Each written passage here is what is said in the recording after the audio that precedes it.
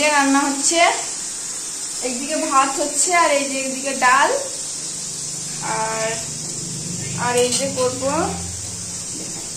এই যে ঢেঁড়স ভাজা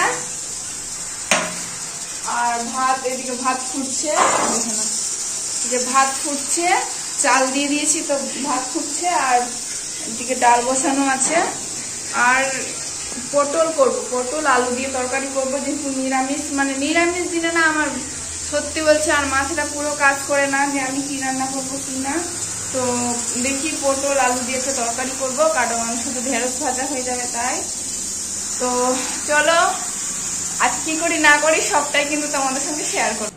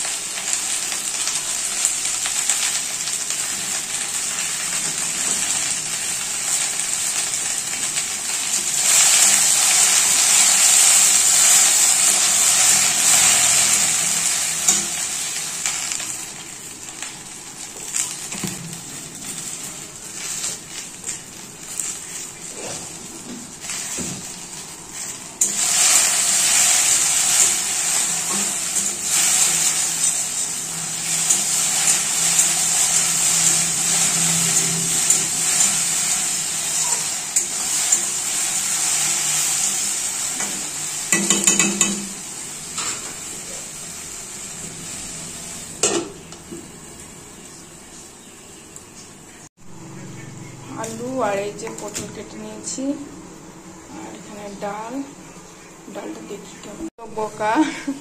এ মা, ডালটা লেগে দেবে না। ডালের মধ্যে হলুদ দিতে ভুলে গেছি, হলুদ লবণ কিছুই দেয়নি, তবু যেন একটু একটু হলুদ হয়েছে। তবে ক্যামেরা একটু বেশি হলুদ বোঝাচ্ছে। এই যে আলুগুলো হলুদ নেই, তবু হলুদ বোঝাচ্ছে। এই যে ডালটাও হলুদ নেই, হলুদ বোঝাচ্ছে, হলুদ দিতে ভুলে গেছি। আর ডালটা ঘেটে নেব, সবকিছু দিয়ে দেবো, দেখুন তেলে দেব, সবকিছু দিয়ে তখন দিয়ে দেবো ডালটা।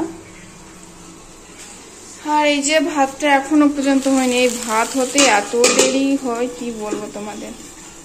ভাত আর ঢেঁড়স ভাজা তো হচ্ছে, আর মানে কি বলবো, রান্না করতে করতে না, যারা উনুনে রান্না করে তাদের যে কি অবস্থা হবে। আমি তো গ্যাসে রান্না করছি, তবুও কি বলবো, মানে ফ্যান না চালিয়ে কথা বলা যাচ্ছে না তোমাদের সঙ্গে। দেখো ফ্যান চালিয়ে রেখেছি, ফ্যান না চালিয়েও কথা বলা যাচ্ছে না। আর ফ্যান চালিয়ে দিলে কথাটাও মানে ক্লিয়ার আসে না, খুব ভালো আসে না, ফ্যানের একটা আওয়াজ আসে, তো ওতেও ভাল লাগে না। কিন্তু কিছু করার নেই, একদমই থাকা যায় না। আমি তো রান্না করে বারবার, রান্না করতে করতে বারবার আমি এসে ফ্যান চালাই, একটু থাকি, তারপরে আবার যাই।